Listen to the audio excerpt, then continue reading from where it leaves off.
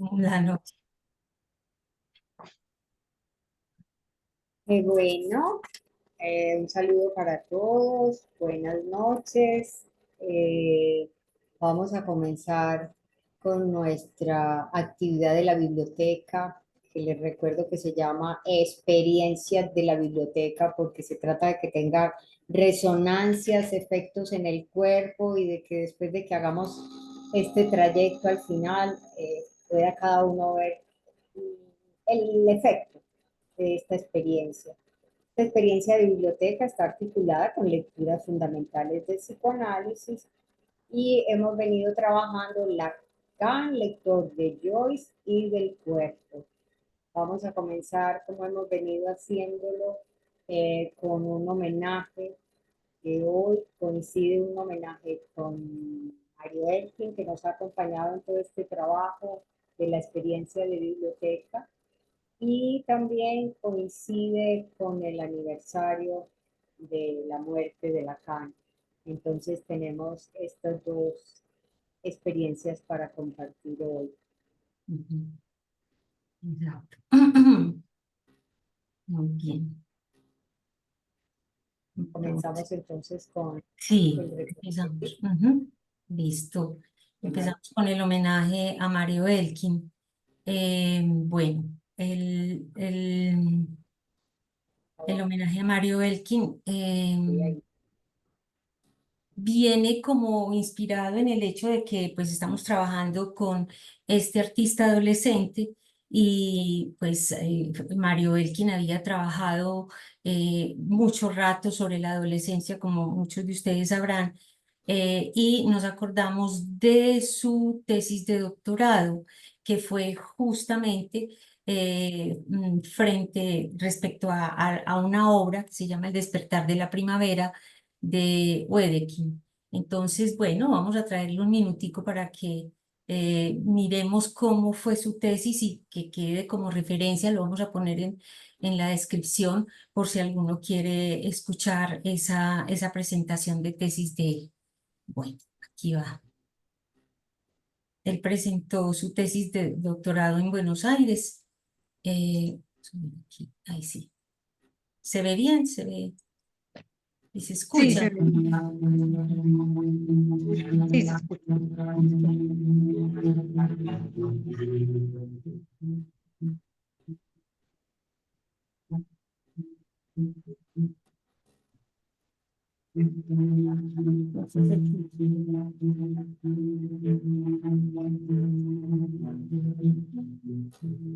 Muy buenos días. ¿Combinamos horarios? ¿Son las 11:20? Sí. Sí. Señores del jurado, digo, señoras y señores, la tesis que pretendo sustentar es la siguiente. ¿Es posible reconstruir una concepción psicoanalítica sobre la adolescencia a partir de la exégesis de los breves textos y escasas referencias de Freud y de Lacan, en tanto que lectores de Wedekind? Concepción que se halla implícita en ellos y que este trabajo pretende haber explicitado.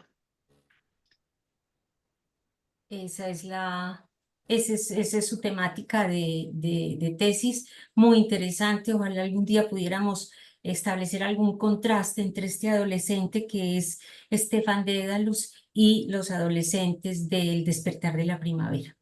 Bueno, por lo pronto este era el Recorderis.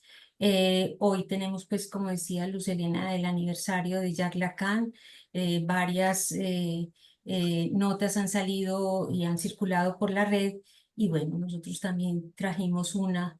Así que adelante, Marcela. Sí. Dice, otro año se cumple desde la muerte de Lacan. Su legado nos anima a seguir trabajando por el psicoanálisis y su postura, quizá como la de Freud, nos insiste en lo mismo, no retroceder. Exacto, gracias. No retroceder. Y no retrocedemos frente a este tema que ha sido bien exigente, que nos ha obligado a pensar y a repensar y que bueno, hoy les presentamos, como decía la información, el trabajo de hoy es ¿qué es el ego para Lacan y del ego particular de Joyce? Entonces tenemos como en el programa, en el segundo punto, ¿qué es el ego para Lacan? Luego lo veremos en algunos casos, un caso de psicosis que nos explicará Marcela, Humphrey Párraga en los niños, y luego Luz Helena en Alicia en el País de las Maravillas, que nos ha venido acompañando también desde la ocasión pasada. Y por último entraremos a algunos puntos del ego particular de Joyce que logramos encontrar en la obra. Entonces empiezo recogiendo los elementos para orientarnos sobre qué es el ego para Lacan, ¿cierto? Lo habíamos visto en ocasiones anteriores, cómo llega el ego al seminario 23, cómo es a partir de Joyce que él empieza nuevamente a reflexionar sobre ese término que es del principio de su enseñanza, que viene inclusive desde el estadio del espejo.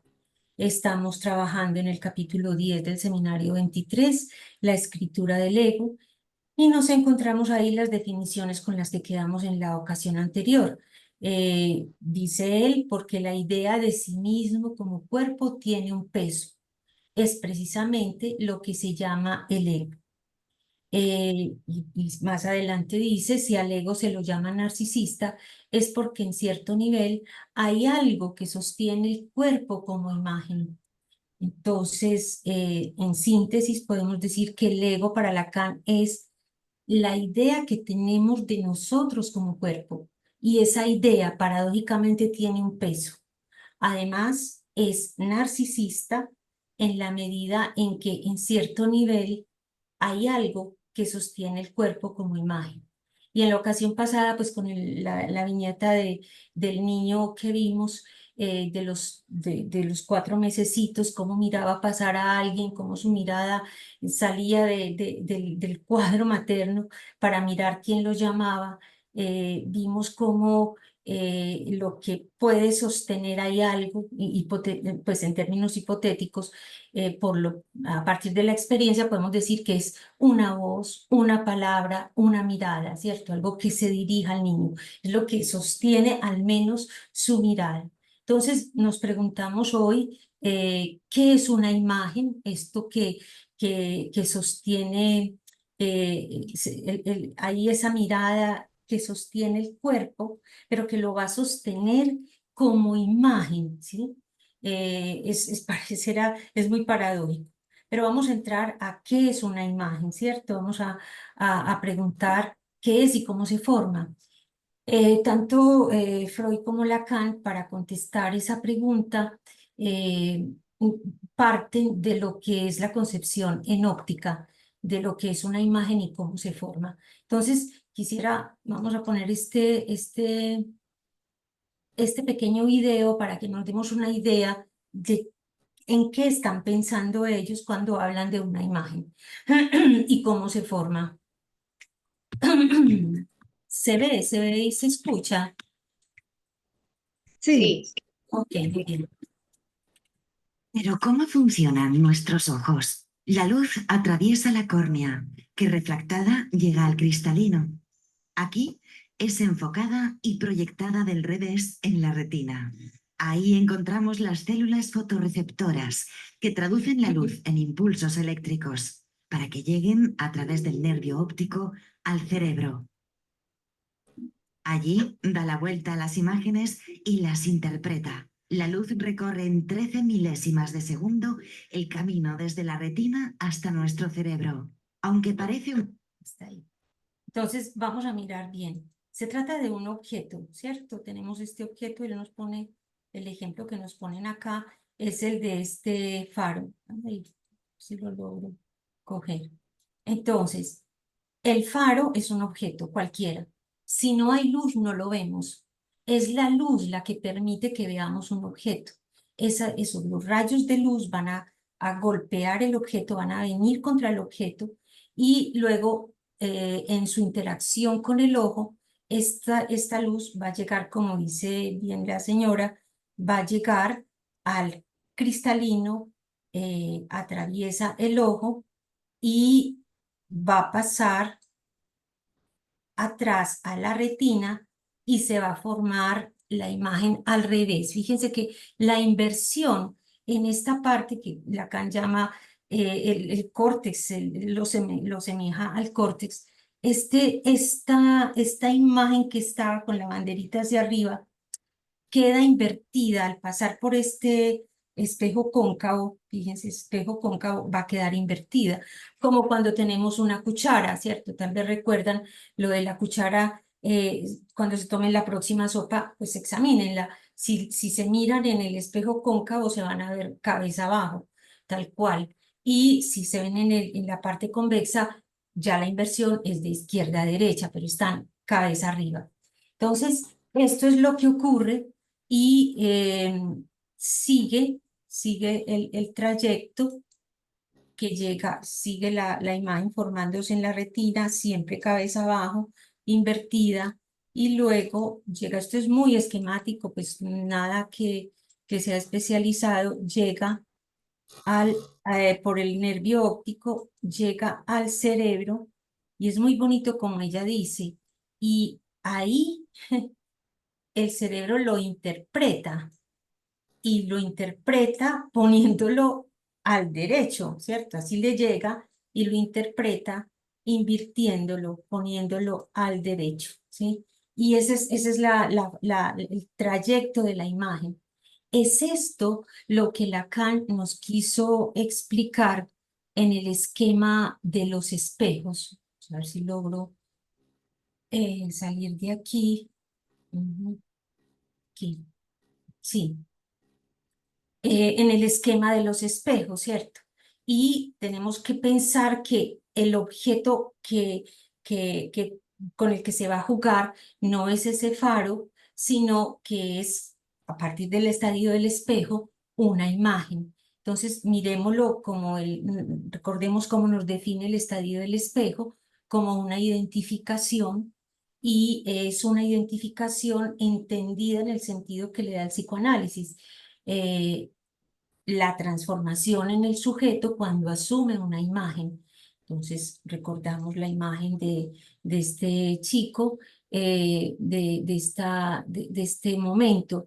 Está la madre que sostiene al niño, se mira en el espejo, la madre, esto es indispensable, le dice, ese eres tú, y dirigiéndose a él, él escucha, miren ese de simbólico, y logra él entonces captar esta imagen, y hemos de suponer que esta imagen que él está viendo pasó por el trayecto que acabamos de ver. Es decir, tuvo que haber pasado invertida en su retina, haber llegado donde él, invertirse en la retina y luego el nervio óptico interpretarla y ponerla al derecho. Ahora, sí quisiera nuevamente hacer énfasis porque cuando se habla de lo imaginario o del estadio del espejo, siempre se piensa que Lacan ahí ni tocó ni lo real ni lo simbólico, y es todo lo contrario. Desde ahí están presentes los tres registros. Entonces quería pues cómo hacerlo, porque lo real es este cuerpo real que en el niño antes había sido sentido, ¿cierto? Con muchos malestares, todos los malestares que acompañan los primeros meses pues, de la vida, mientras que su cuerpecito se va adaptando a este nuevo medio. Bueno, está también veamos entonces cómo él, cómo nos dice cómo es que el niño llega a tener, a formar una idea total de su cuerpo, es decir, a formarse una imago. Y dice que esa forma total del cuerpo le es dada al niño como una gestal. Ustedes saben que pues por la psicología de la gestal es cuando uno en un instante logra capturar algo, una idea, una conclusión, una globalidad. Entonces, ¿qué significa para él esa gestal, para Lacan? Él dice que les da esa forma total del cuerpo, les dada al niño como gestal. Eso quiere decir que en una exterioridad que es la imagen del espejo, es en una exterioridad donde esa forma es más constituyente que constituida. O sea, la exterioridad es esta imagen del espejo, y esta imagen del espejo es constituyente de la imagen que el niño va a tener de sí en su cabecita, ¿sí? Es eso. Entonces, por eso esta imagen es constituyente, más que constituida, porque claro, el niño aquí todavía no camina, hay que sostenerlo, ni está apenas balbuceando, bueno. Pero nos dice que si eso es verdad, pero que sobre todo esa forma le aparece al niño ya, ¿cómo le aparece esa forma? En un relieve de estatura que la coagula, que la consolida, ¿sí? Como un patrón a partir del cual puede continuar logrando otras identificaciones, etcétera. Pero en esa época también se hablaba de la imago, ¿cierto? Anteriormente se hablaba de imago, es la imago, es el molde sobre el que va a constituirse de ahí en adelante la relación del niño con las formas de su cuerpo. Entonces, se le aparece al niño sobre todo esa forma en un relieve de estatura que coagula la forma, que la deja fija, y esto es muy importante, bajo una simetría, esa forma se le aparece también bajo una simetría que la invierte en oposición, siempre en oposición, la va a invertir en oposición a que en este momento del espejo, a la turbulencia de movimientos con que se experimenta a sí mismo, animando esa imagen que está viendo en el exterior. Pero siempre en oposición a un sentimiento de sí. Lo vamos a ver ahorita en los casos.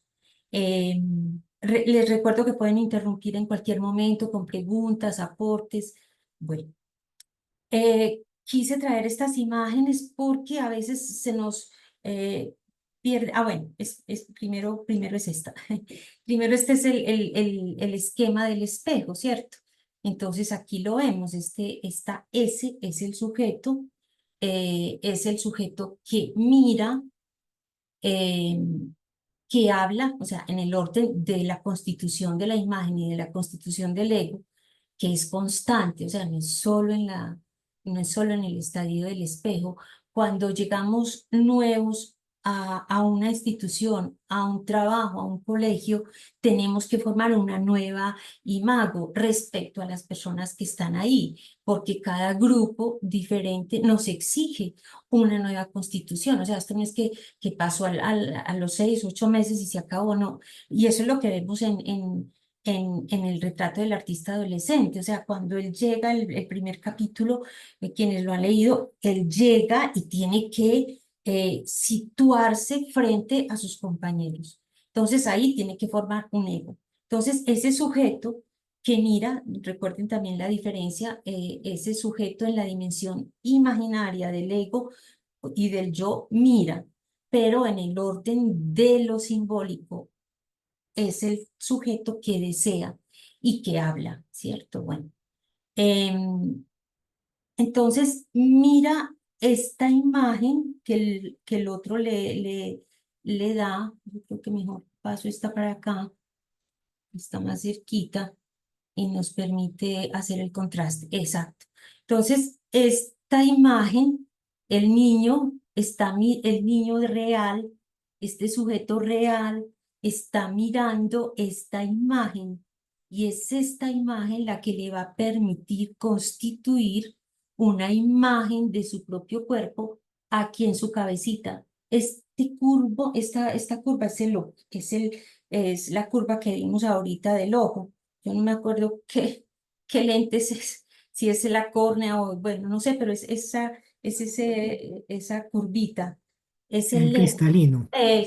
No, el cristalino es, el que me graba es que el cristalino queda atrás, pero esta curvita que hay acá, Sí, sí, tenés razón, hombre, es el cristalino. Lo que hay después es la retina. En la retina es donde se pone al revés, pero en el cristalino es ese lente cóncavo que tenemos en el ojo y que va a permitir entonces que esta es la imagen que llega al revés a través en el córtex, en este espejo cóncavo que tenemos en el ojo y va a permitir que él en su cabecita adquiera una imagen. Entonces, ¿qué va a sostener esa imagen? Pues la va a sostener esto que está al frente, ¿cierto? Esta imagen que está al frente. Por eso traía entonces estas otras imágenes donde vemos aquí, por ejemplo, este niño que obviamente está conversando con la niña. Lo simbólico es muy importante, el intercambio, lo que se digan, pero a nivel imaginario, que lo imaginario está ahí, no está obturado ni caído, él tiene que estar haciéndose una imagen de sí mismo respecto a ella y viceversa.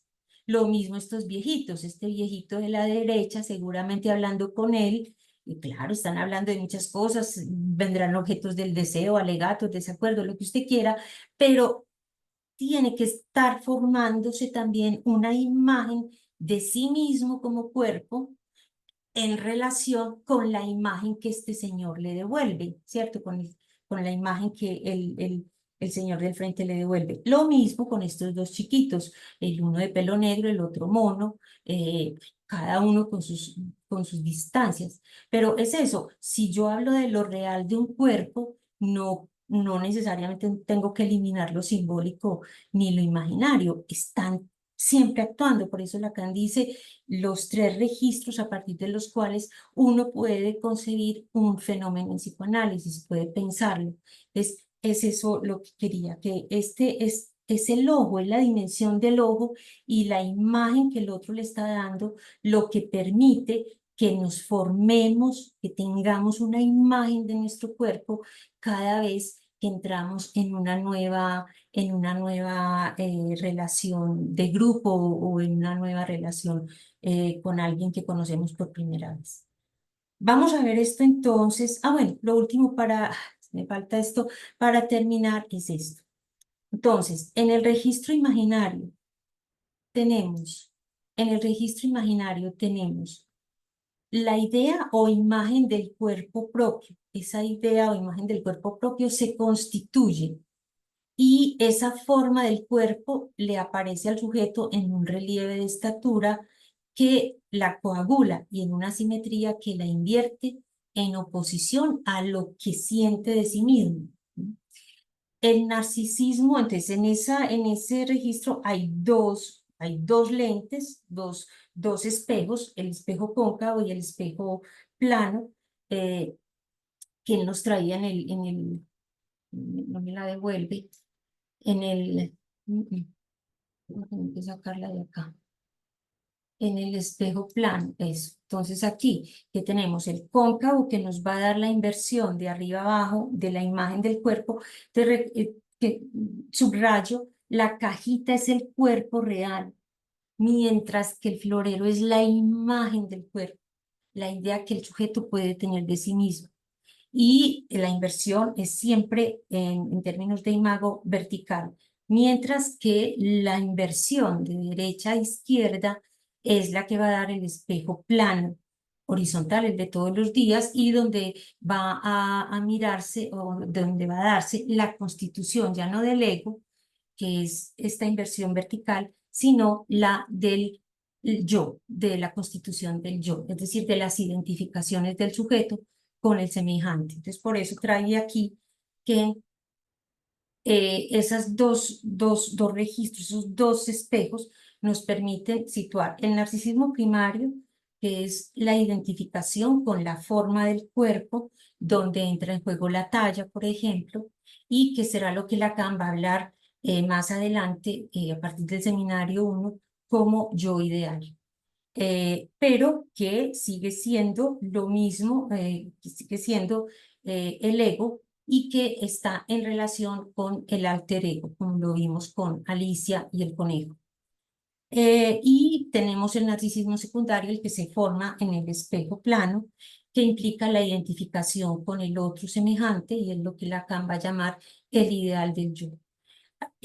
Ahí la relación es entre el yo, que es diferente al sujeto, el sujeto habla, el yo se identifica y que ese yo está en relación con el otro como semejante. Y sabemos que lo va a identificar, lo va a nombrar como A y A'. Entonces, nos lo va a aclarar en el seminario 2 y nos va, en el esquema L. Nosotros aquí pues le modificamos, le pusimos el ego para que no nos perdamos, no lo confundamos con el yo.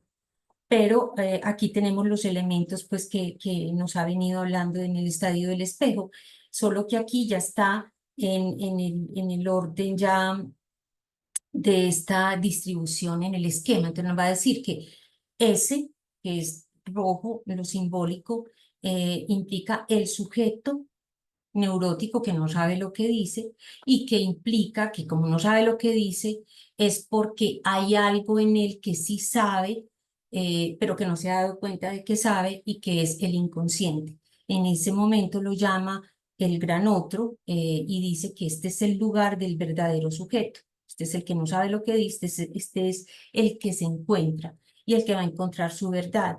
El gran otro va a tener en Lacan diferentes momentos, diferentes contenidos, pero no se oponen los unos a los otros, ¿cierto? Será después en el seminario 5 el tesoro de los significantes, más adelante va a ser el cuerpo, bueno, hay diferentes contenidos, pero aquí está en esta relación de ser lo que constituye el inconsciente y sabemos pues que esto va a pulirse a través de su enseñanza.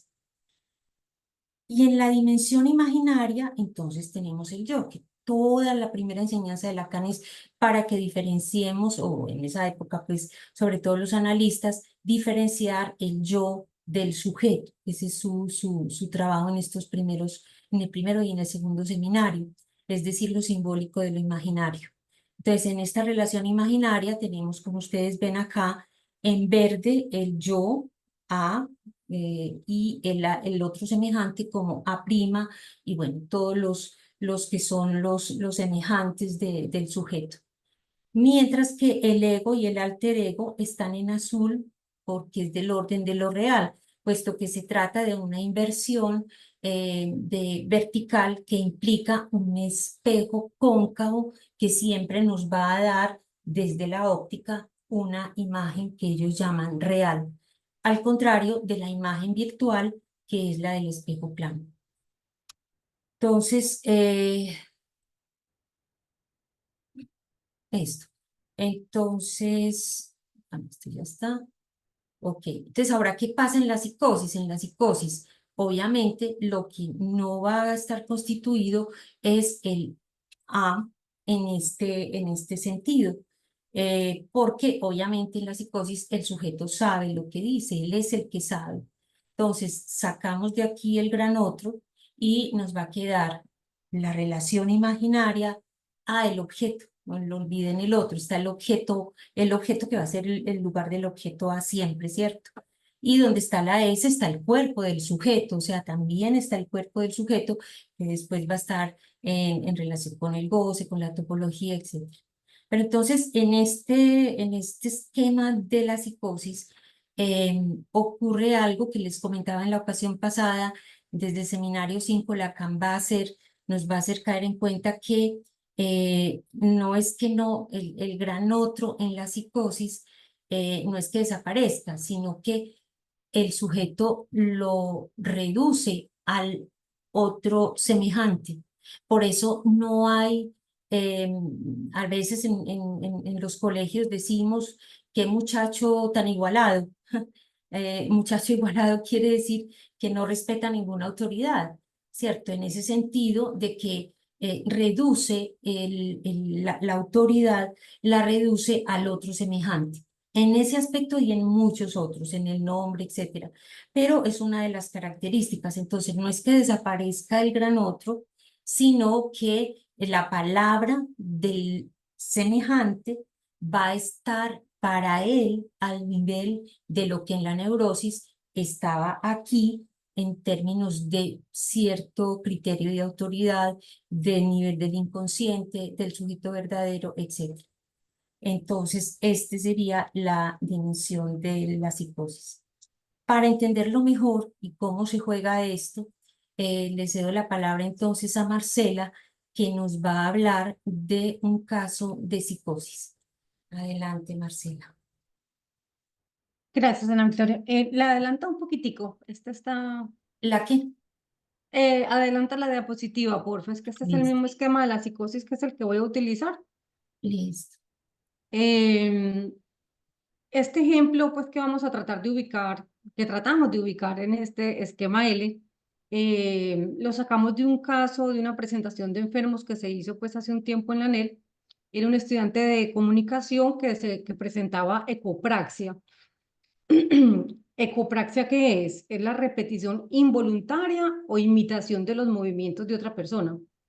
Por ejemplo, si una persona con ecopraxia ve que una persona en el salón pues alza la mano, entonces él también alza la mano.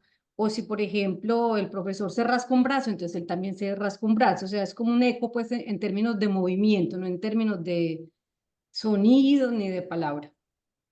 Y lo que nos llamó pues la atención de este caso es que esta persona, que pues sí fue al analista, pues le pidió al analista que siempre tuviera los brazos cruzados al atenderlo y él se sentaba igual, o sea, se sentaba frente a frente con los brazos también cruzados. O sea, el analista pues no podía moverse en la consulta. Y fue en la medida en que el analista sostuvo esta posición que el analizante fue como mejorando ciertos aspectos que tenían que ver con su cuerpo, con su postura pues erguida, pero además hubo pues un avance importante en términos de identificación, porque cuando este joven llegó al analista, él se identificaba era como autista, parecía era un antiguo, pues como que le habían puesto ese diagnóstico, no recuerdo bien de dónde lo traía, pero él se identificaba como autista, o sea, él se presentaba, soy autista. Y a medida que fue pues avanzando el análisis, él deja de utilizar esta identificación y en cambio se presenta ya pues como estudiante de comunicación. O sea, ese trabajo que se realizó sobre el ego, ¿cierto? Ese sostén que hacía el analista como alter ego, tuvo efectos en la constitución de la imagen pues de este joven. Entonces, cuando tratamos pues, de ubicar acá el caso, tendríamos que, en el lugar del sujeto que sabe lo que dice, ¿cierto?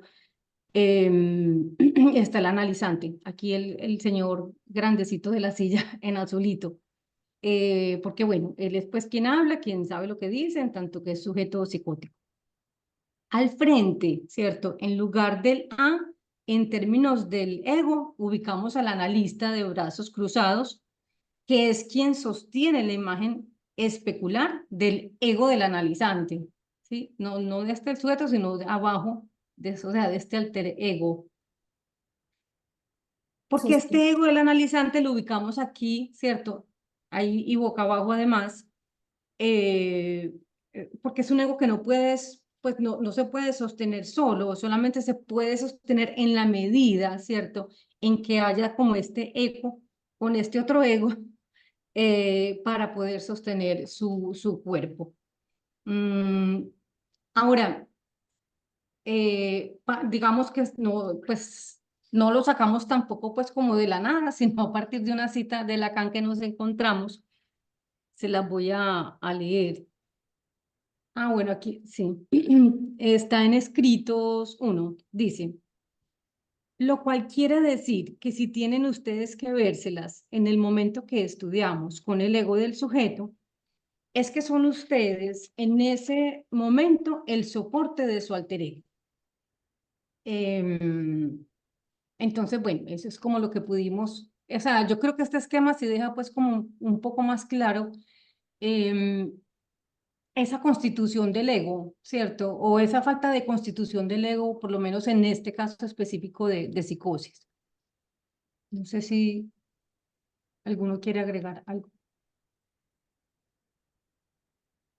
Exacto, es muy esclarecedor porque eh, lo que decía Marcela aquí, ¿cierto? Él fue el que le dijo al analista si, para para que Una tengamos condición.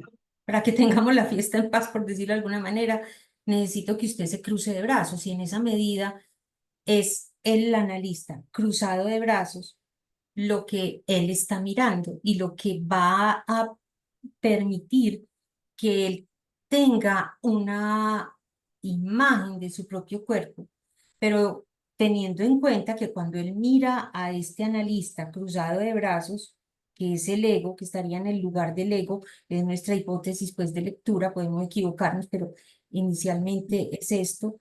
Este señor en esta posición, ¿qué efectos tiene? No es que lo imite y lo remede, no se trata de imitación y de remedio, se trata de constitución de la imagen de su propio cuerpo. Por eso aquí, este florerito, seguimos con el florero. Marcela aquí hace unas maravillas con todas estas imágenes, es ella la que hace todo este desbarajuste. Esta imagen que habíamos visto arriba, esta imagen del analista, de la figura del analista, de la posición de sus brazos, va a permitir que él constituya su alter ego en la medida en que sabemos que él lo va a ver y que esa imagen va a llegar invertida en el córtex, en lo que él está viendo, va a llegar invertida y él puede interpretarla en su cerebro y ponerla al derecho, tal cual como él lo está haciendo.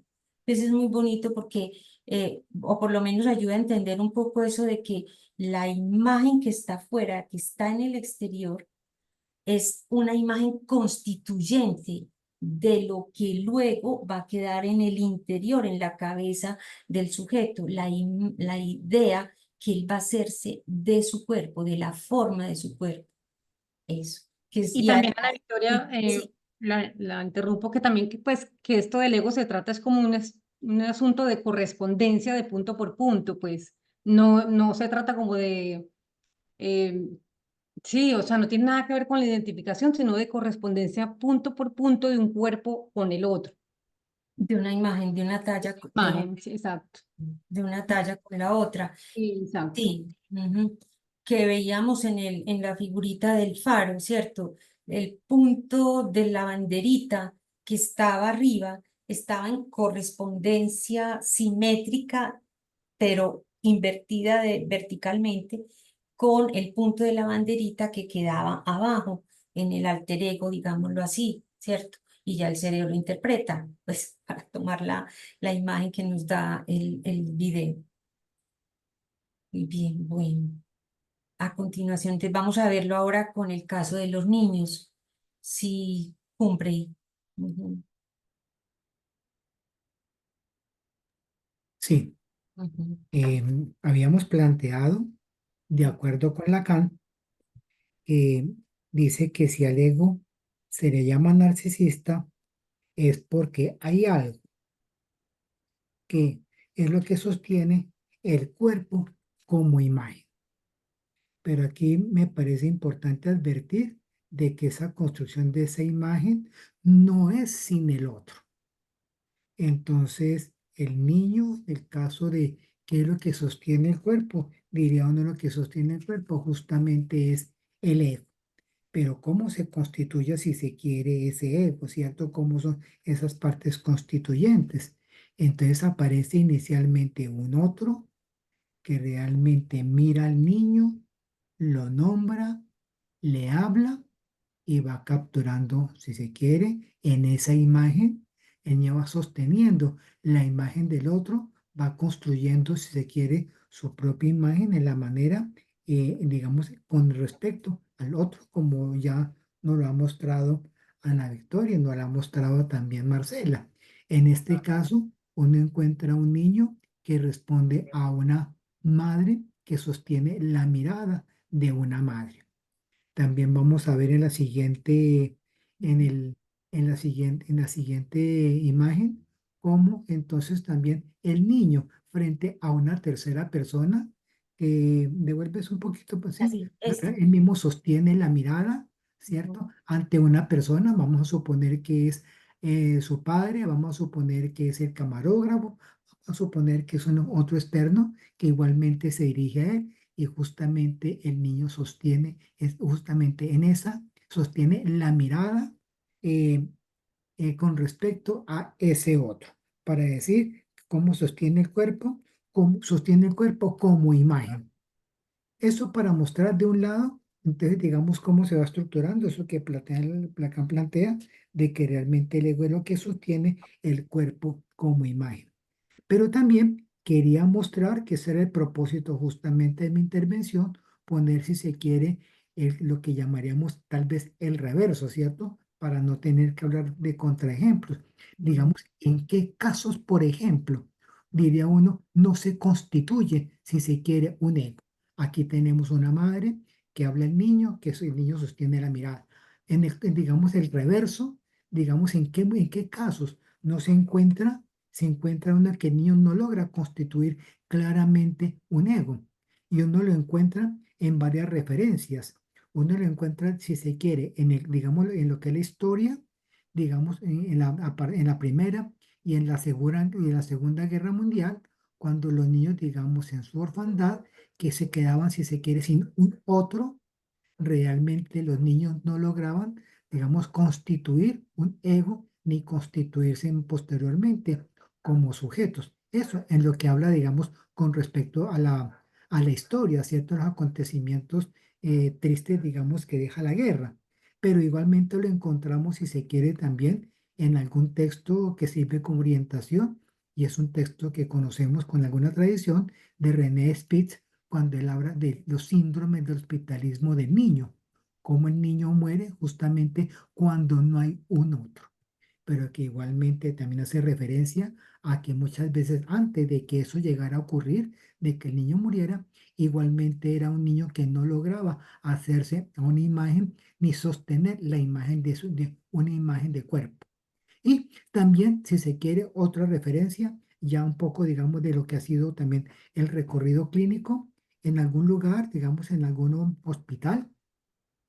Entonces me encontré con la experiencia de, de una madre que por alguna circunstancia, ¿sí? Realmente no veía en este niño, no lograba nombrarlo como un sujeto, como para dirigirle una palabra, como para llamar al niño y para que el niño sostuviera, si se quiere, digamos, sostuviera su propio cuerpo en la constitución de un ego. Y eso lo veía especialmente, eran las expresiones de esta madre con respecto a ese niño, porque no lo nombraba como un niño al cual se dirigía para que el niño le respondiera o para que el niño fijara, si se quiere, su imagen, ¿cierto? Sostuviera su mirada, sino que la madre lo nombraba era, eso no se mueve, eso está tirado ahí, eso parece una masa de carne. Entonces diría uno, son también, digamos, recuerdos tristes, si se quiere, en la experiencia hospitalaria, pero que sirve también, digamos, como reverso para mostrar en aquellos casos en los cuales realmente el ego no sostiene el cuerpo como imagen, sino que aquí realmente se trata de cuando un niño no logra constituir, ¿sí? Digamos, un ego, y entonces realmente es un niño eh, que queda, si se quiere, sin poder dirigir o sostener una imagen de su propio cuerpo ante un otro. Ujú. Entonces ahora Luz Helena nos va a mostrar un poco. Dame un segundito que antes Gloria Patricia quiere decir algo. Adelante, Gloria. Sí. A ver, se me vienen muchas cosas a la cabeza, en ese asunto de la descripción del proceso de la mirada, de la inversión que se hace de la imagen. Entonces, pareciera que en esa construcción del ego hay, pues, pareciera que fuera un fenómeno de tipo biológico, digámoslo así. O sea, hay unos órganos comprometidos en el proceso de visión, hay una forma óptica que posibilita cosas. Entonces se me vino a la mente en el comentario que hice en el encuentro pasado, lo que pasa, por ejemplo, con el autismo. porque entonces aparece la diferencia entre el ver y la mirada. Y entonces se me vino a la mente los chicos con autismo que hacen unos movimientos con las manos como para ver, no sé, o sea, a mí me gustaría saber cómo es la mirada en el autismo, o sea, qué es lo que posibilitan cosas, pero ellos colocan las manitos y empiezan como a hacer un juego de acercar, alejar, eh, como de formar figuras.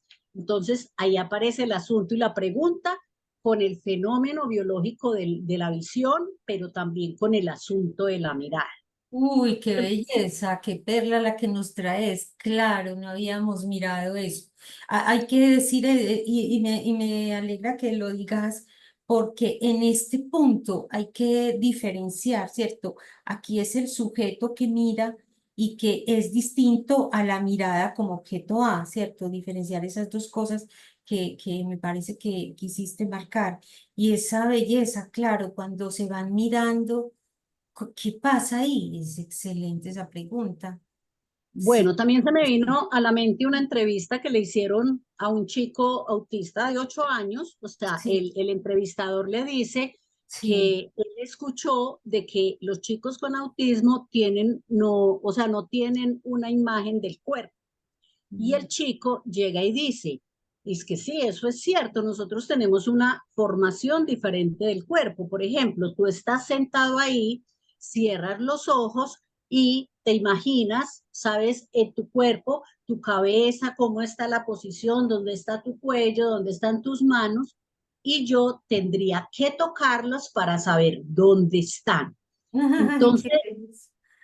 entonces ahí está como ese asunto del patrón que se configura, que, o sea, de alguna manera es como decir, cuando Humphrey habla de los casos donde no hay ego, pues yo tengo la pregunta, o sea, el autismo es un caso donde no hay ego, o sea, ahí no hay una configuración de eso que están planteando los niños de hospitalismo muchas veces, en los casos que uno encuentra, por ejemplo, de autismo, se encuentra con historias de niños que nacieron y estuvieron en incubadoras 20 días, 25 días, y entonces uno empieza a hablar con los papás y empiezan como a encontrarse eso. Pero también hay desde la teoría que se plantea del autismo como un asunto que viene desde el, o sea, que ya está, entonces hay un encapsulamiento que haría que esos fenómenos que están describiendo, como en la construcción del ego, no se den. Porque yo pienso que la culpabilización que se le dio a la madre al inicio frente al autismo, de las madres nevera, de que no miraban al niño, lo que contaba Humphrey de los casos de la guerra mundial, donde hay como un abandono, no siempre ese abandono, o sea, no es la causa el abandono en sí, sino que ya hay una postura de ese bebé diferente a la postura de otros bebés. Digo yo, pues no Exacto, tengo... lo que Lacan llamaba la insondable decisión del ser, es que no Sí. es, hay ciertas circunstancias, pero hay una insondable decisión del ser que hay ni modo, no hay nada que hacer. Ujú.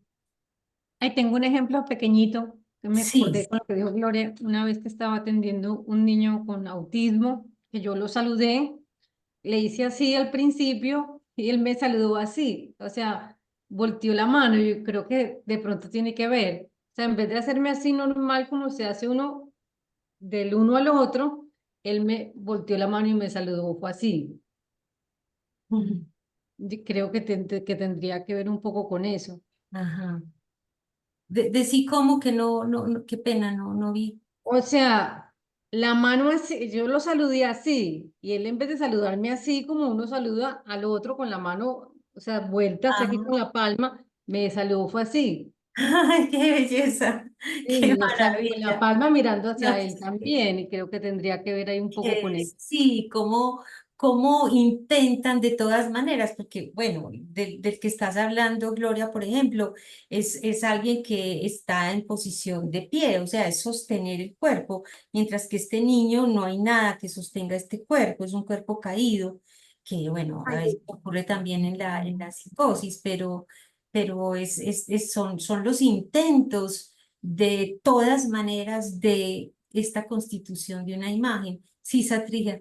ibas a- No, que yo tenía como una pregunta que me surgía cuando presentan los casos, digamos, entre este caso del joven estudiante universitario que no tiene constituido el ego y tiene ecopraxia, y entonces está pegado de las imágenes de los otros y necesita que el analista cruce los brazos o que el compañero levante la mano, bueno, y pero sostiene un cuerpo, está en la universidad, a este niño que ni siquiera sostiene la cabeza. O sea, como ese, digamos, voy a decirlo así, factor cuantitativo que lo determinará, porque digamos en este caso este niño es tan severo como que no pueda sostener el cuerpo erguido y en el otro sí lo puede sostener erguido, pero tiene que estar pegado a la imagen del otro, o sea, como que determinará que la falta de constitución del ego de como resultado cosas tan heterogéneas y como de gravedad tan variable.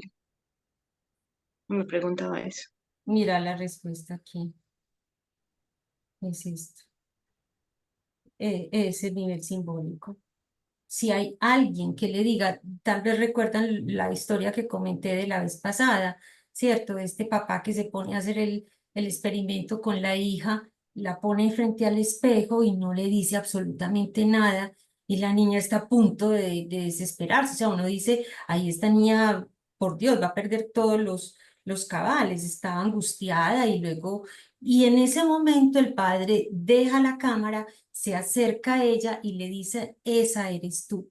Y el cambio de semblante de la niña, la expresión de tranquilidad, de descanso, de todo, es increíble.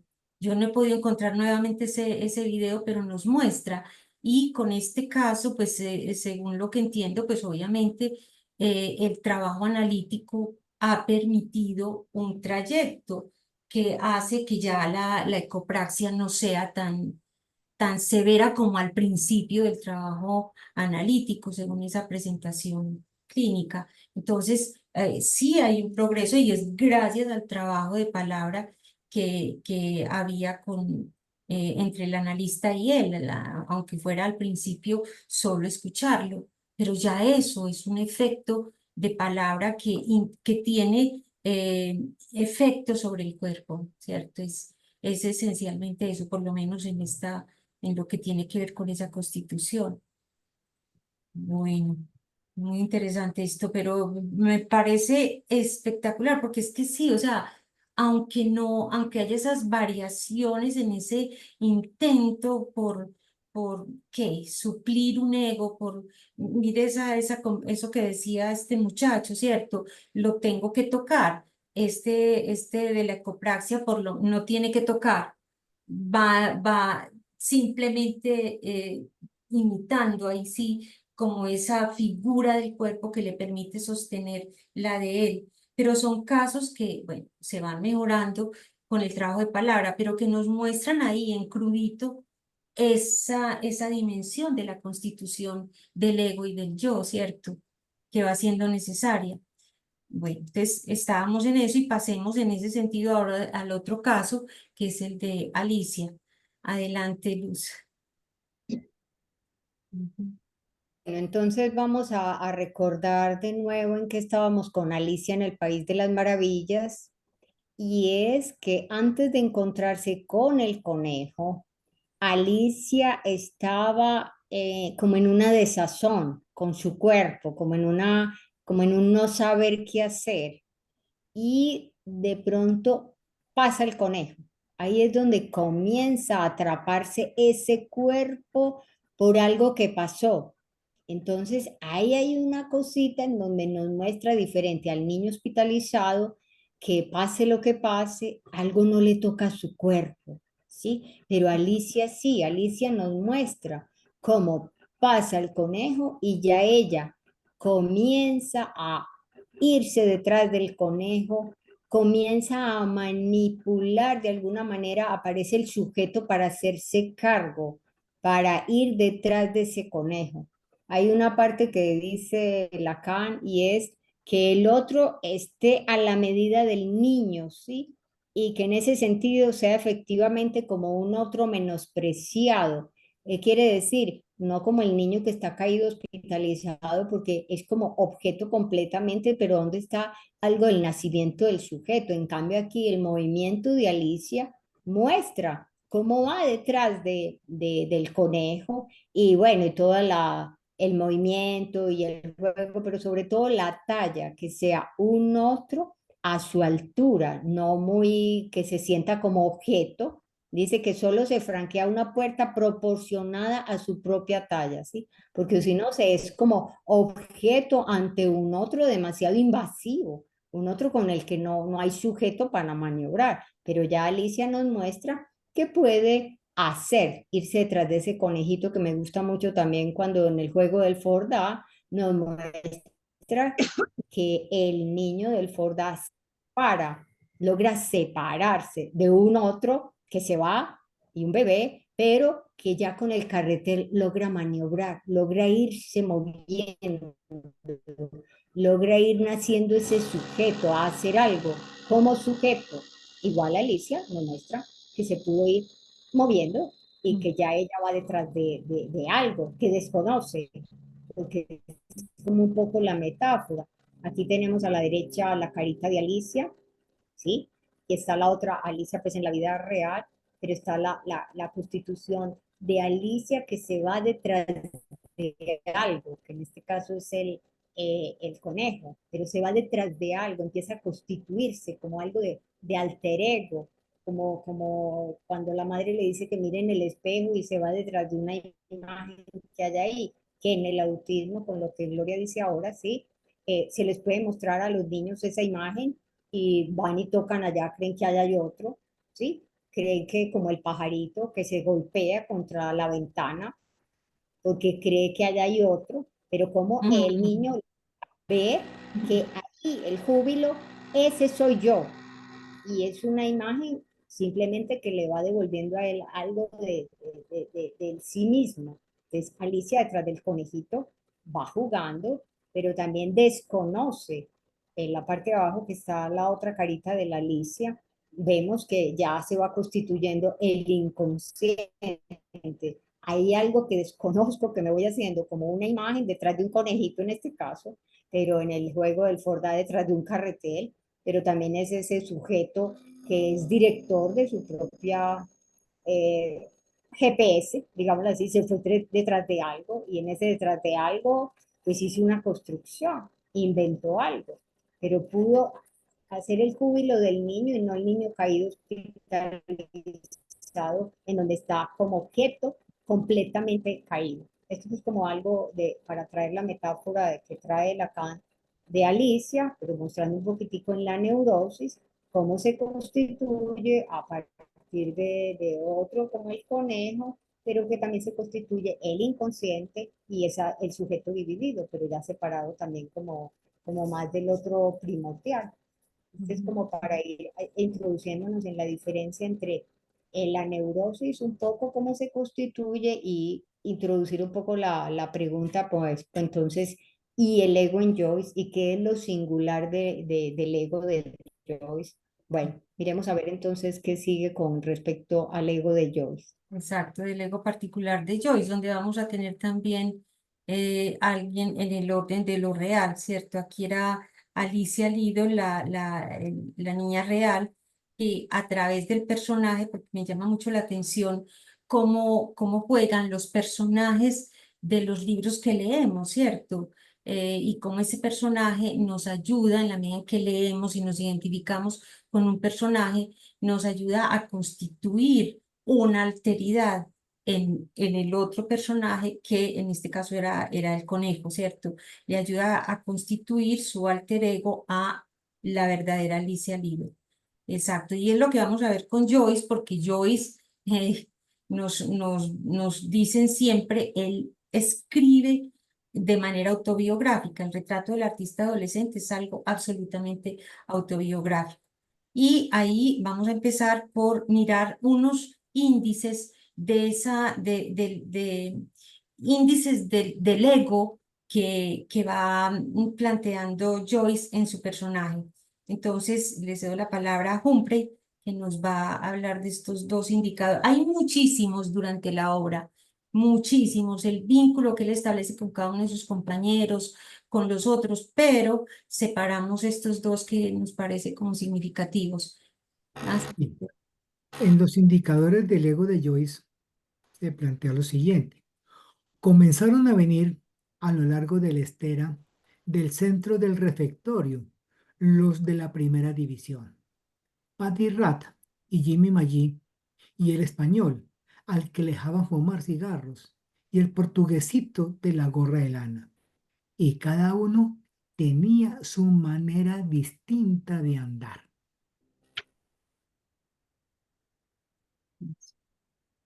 Y este segundo.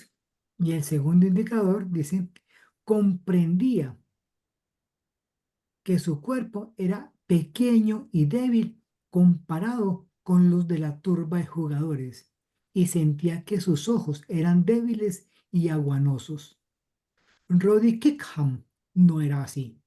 Sería capitán de la tercera división. Todos los chicos lo decían. Exacto.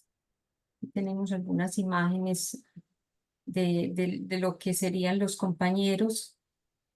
Marcela logró organizarla aquí y aquí vemos a Estefan Dédalus. Y bueno, sí, es muy importante esta dimensión de cada uno tenía su manera distinta de andar. Hay una configuración diferente de esa figura del cuerpo, ¿cierto? Que da indicador que es un indicador del ego. Y el otro es ya del cuerpo, ¿cierto? Y miren la inversión. Su cuerpo era pequeño y débil comparado con los demás jugadores, pero sobre todo con Roddy Kidman, ¿cierto?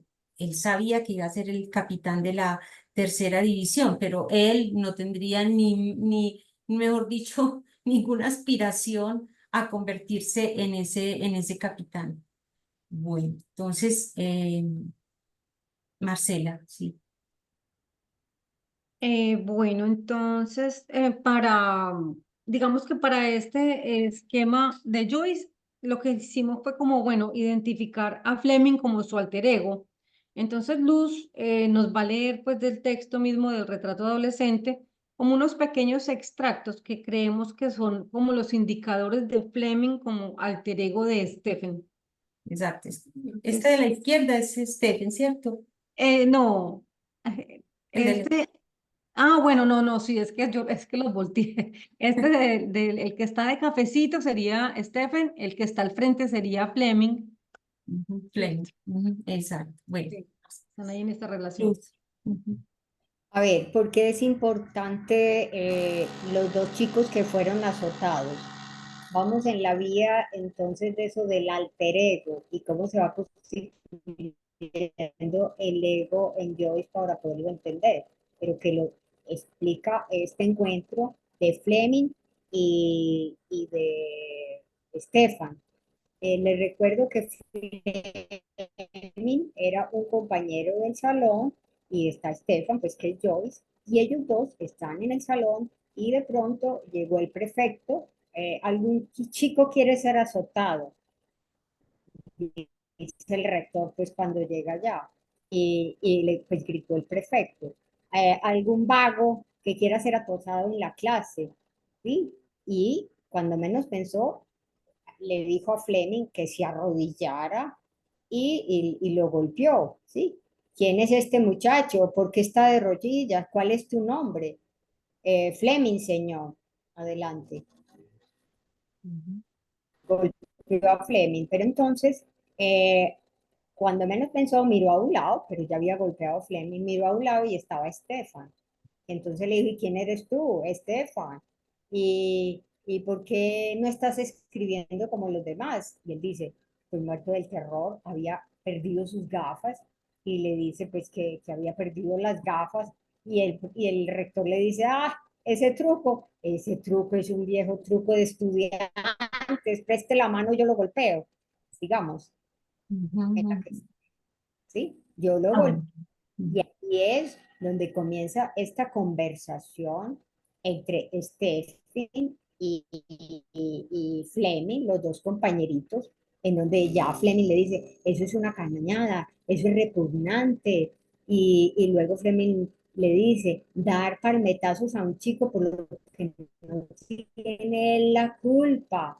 Y más adelante Fleming también va a decir, claro, yo que él no me aguantaría, yo iría y se lo diría al rector, pero Stefan está ahí, está escuchando lo que está hablando Fleming, pero miren esta provocación, yo que él no me aguantaría y yo iría y se lo diría al rector.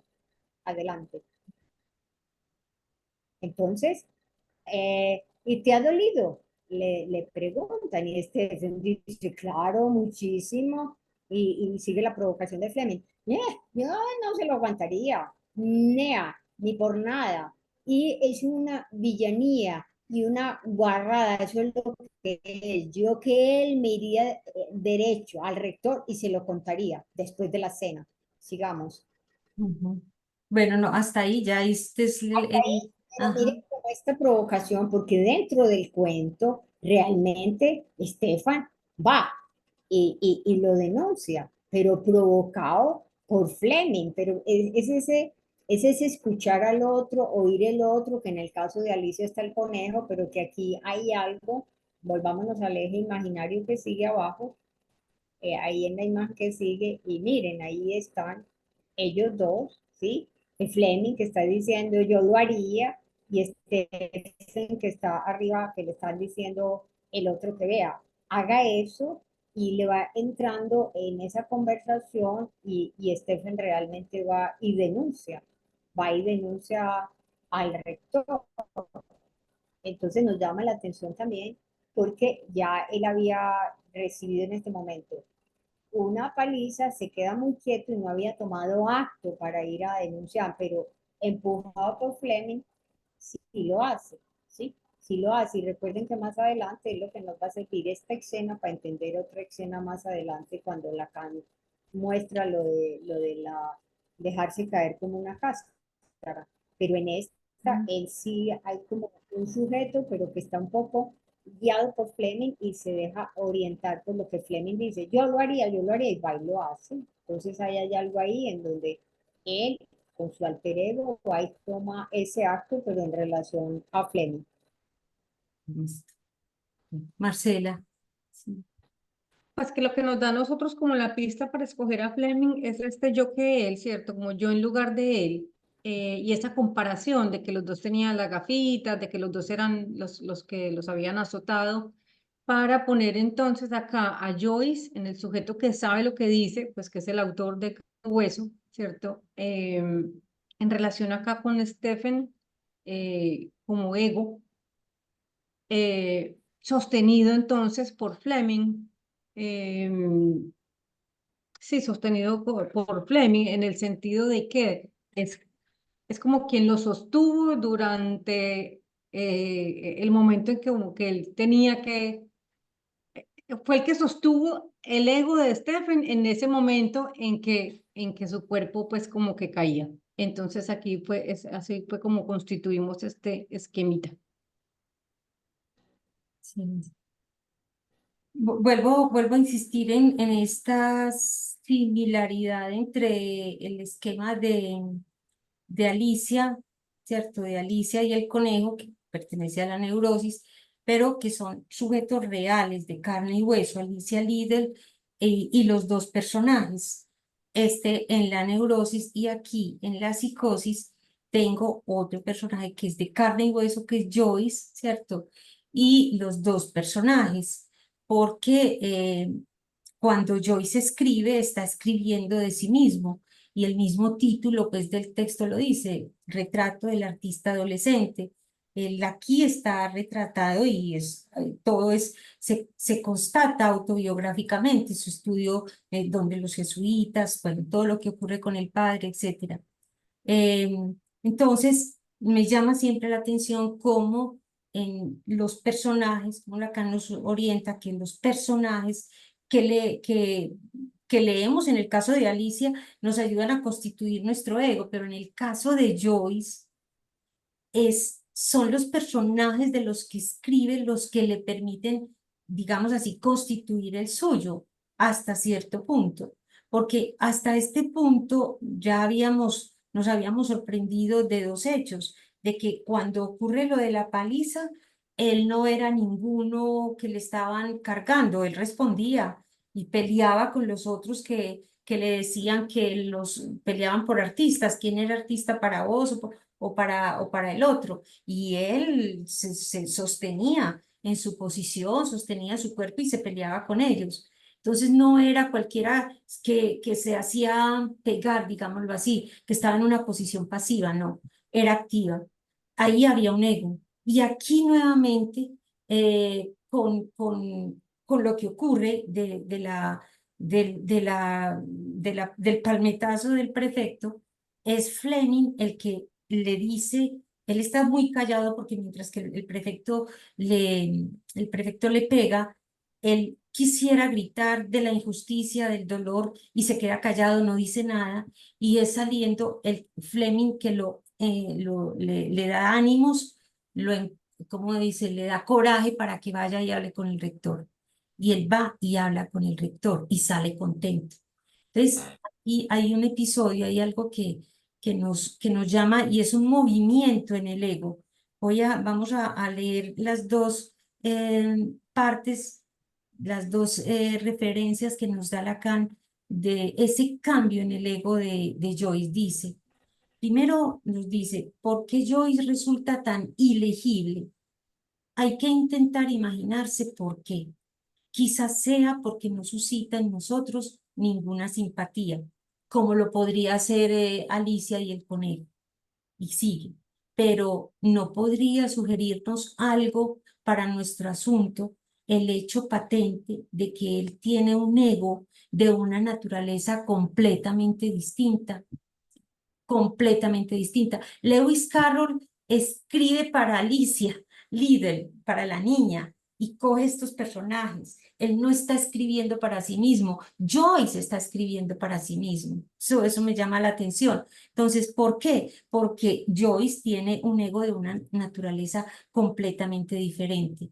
Y continúa enseguida, dice Lacan, precisamente en el momento de su rebelión, porque es un hecho que logra liberarse de sus compañeros en un segundo momento, este ego no funciona, no de inmediato, sino que funciona justo después, cuando Joyce testimonia no experimentar ningún reconocimiento, si puedo decirlo así, hacia nadie por la paliza que recibió, ningún reconocimiento ni de odio, ni de agresividad, ni de rabia, nada, es un cuerpo como que cayera. Ahora, ¿qué ocurre entre este momento en el que Fleming le da coraje y él va y habla con el rector y este momento en el que el ego, yo había pensado que el ego le había funcionado todo el tiempo? Lacan dice que ese ego le funciona justo después de que logra liberarse de ellos y cuando experimenta y dice esa frase, el cuerpo se cae como una cáscara, todo el odio que había hace que se cae como una cáscara, el cuerpo cae como una cáscara. Entonces, es extraño, ¿cierto? ¿Dónde es que funciona y no funciona ese ego? Pero sí les puedo contar algo como para que nos quedemos pensando para la próxima ocasión. Y es lo siguiente. Resulta que después de que él va y habla con el rector, ahí, y el rector le dice que sí, él sale contento y todos lo alaban. No sé si, bueno, no lo han leído, pero lo levantan y le hacen viva, así como a un jugador de fútbol lo sacan en andas. Así estaban todos de contentos por esa hazaña que había hecho. Y ahí salen a vacaciones. Y en esas vacaciones resulta que el papá cae en quiebra y él no puede volver a entrar al colegio como con todos, se demora. Y cuando el papá logra arreglar algunos negocios, va y habla con el rector para pedirle que vuelva a ingresar Estefan. Y hablando con él, el rector le cuenta, es que yo quisiera estar, yo se los voy a leer porque es cortico. Miren esto, nos da tiempito, ¿cierto? 5 minuticos. Él va y cuando llega a la casa con la buena noticia de que ya Estefan puede ir al colegio, ¿sí? Se encuentra con la mamá, pues que le pregunta que cómo le fue, qué tal, y él dice que sí, el papá se llama Simón Dédalus. Y la mamá le pregunta que, bueno, ¿qué pasó? ¿Qué le dijo el padre Dolan? ¿Qué le dijo el rector? Y le dice que dice, a propósito, dijo por fin Mr. Dédalus, le dice a Stefan, lo mira que está almorzando con el hermano, le dice, y a propósito, dijo por fin Mr. Dédalus, el rector, o mejor dicho, el provincial, me ha estado contando aquel jaleo que tuviste con el padre Dolan. Ha dicho que eres un granuja sin vergüenza. Entonces la mamá dice, no habrá dicho eso, Simón. Y el papá le contesta, por supuesto que no, pero me ha contado toda la historia C por B. Estábamos charlando, ¿sabes? Y unas palabras se enredaban con otras, con otras. Hombre, y a propósito, a que no sabéis quién hereda la rectoría. Pero ya os lo diré después. Bueno, como decía, estábamos charla que te charla, como dos buenos amigos, y va y me pregunta si aquí el pollo seguía usando gafas. El pollo es Stefan, que se acuerdan que se le había quebrado las gafas y que por eso no podía escribir. Y entonces me contó toda la historia. Y dice la mamá, y estaba enfadado, Simón. Y dice el papá, ¿enfadado? ¡Guau! Bravo, mocito, dijo. Mr. Dedalus imitaba la voz nasal y recortada del provincial. Y sigue, el padre Dolan y yo, cuando se lo conté a todos en la cena, el padre Dolan y yo nos estuvimos riendo de lo lindo. Fíjese usted mejor, le dije, porque si no, el chiquitín de Dédalus le va a mandar a usted a que le den con la palmeta 9 veces en cada mano. Nos estuvimos riendo de lo lindo, ja, ja, ja, ja. Y sigue el papá toteado de risa. Mr. Dédalus se volvió hacia su mujer y exclamó en su tono de voz, eso demuestra el espíritu con el que manejan los chicos allí. No me digas nada.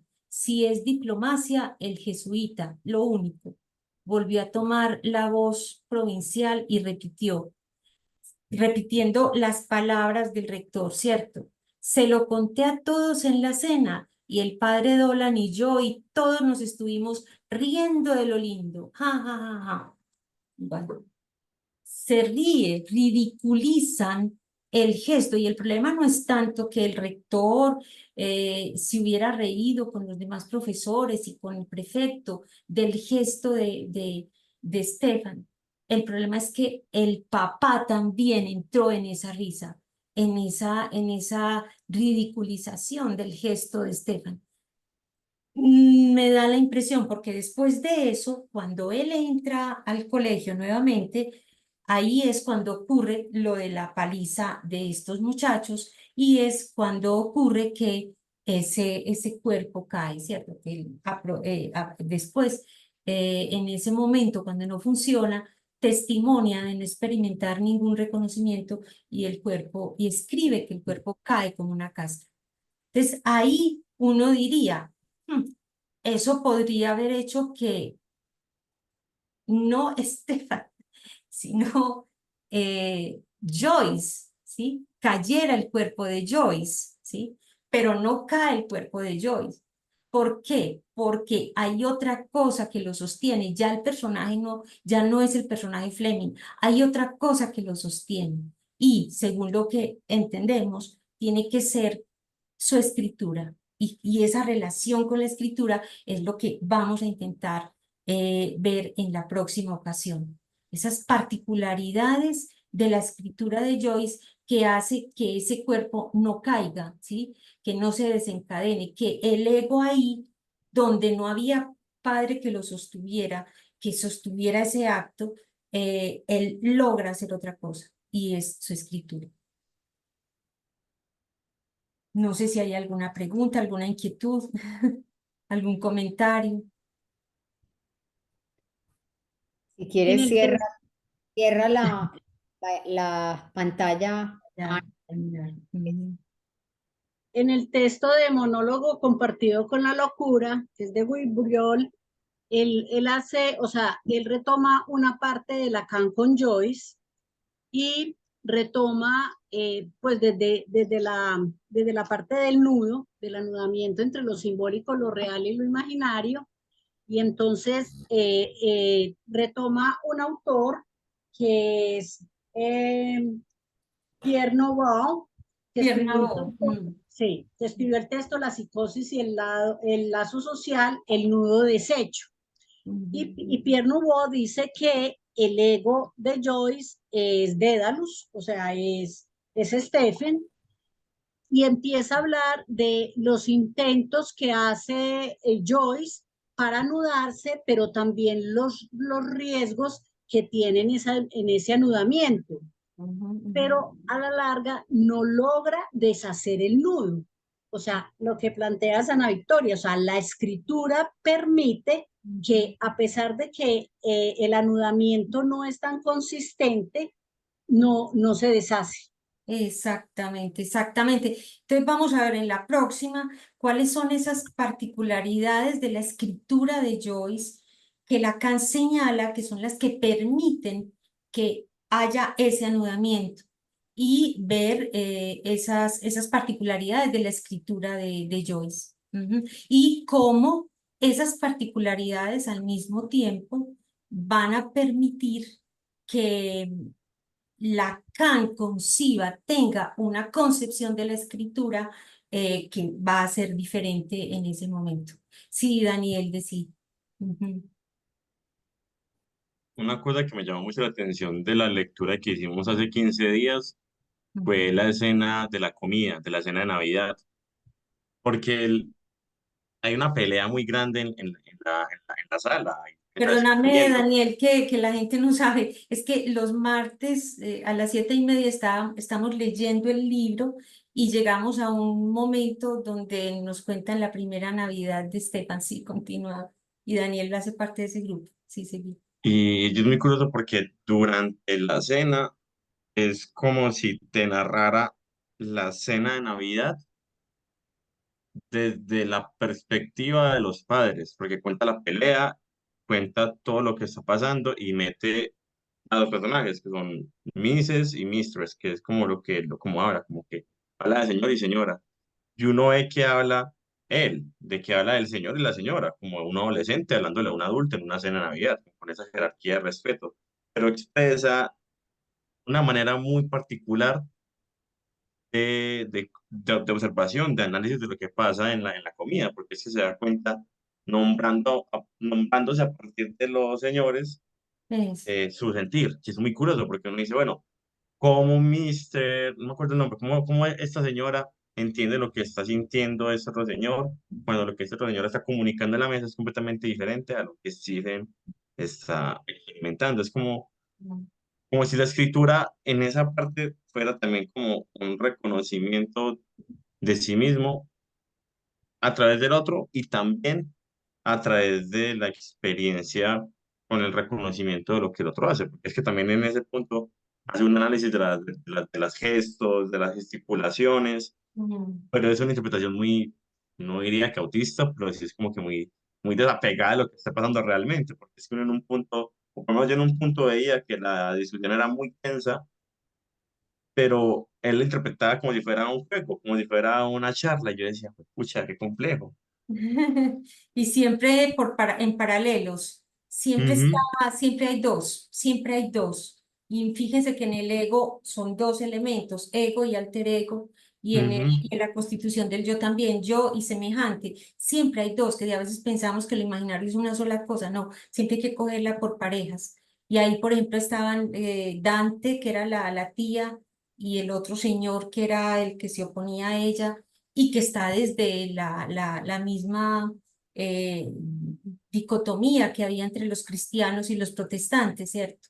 Y Dante pues como en un bando y el Señor en otro, bueno, Sí, es uno ve, o sea, me llama la atención que se vea tan claro esa dimensión paralela de los personajes en este señor que tiene un ego muy particular, que no es el ego de todo el mundo y que le permite esta escritura ilegible. Me alegra, Gloria, que me digas que ahora que lo que dijiste, porque sí, nos orienta, o sea que estamos de acuerdo con Pierna Voz, súper. Exactamente. Estefan es el ego de Joyce, sí, no estamos tan mal. Muy bien, bueno, entonces los esperamos en 15 días, ya nos faltan 2 sesiones. En la próxima veremos esas particularidades de la escritura de Joyce y en la última del 21 de octubre terminaremos ya en qué es escribir el ego, según esto. Muchísimas gracias por su asistencia y su participación. Hasta luego. Feliz Gracias. noche, hasta luego, gracias. Muchas gracias, Gracias. Ana Victoria. Feliz Hasta noche. luego. Gracias.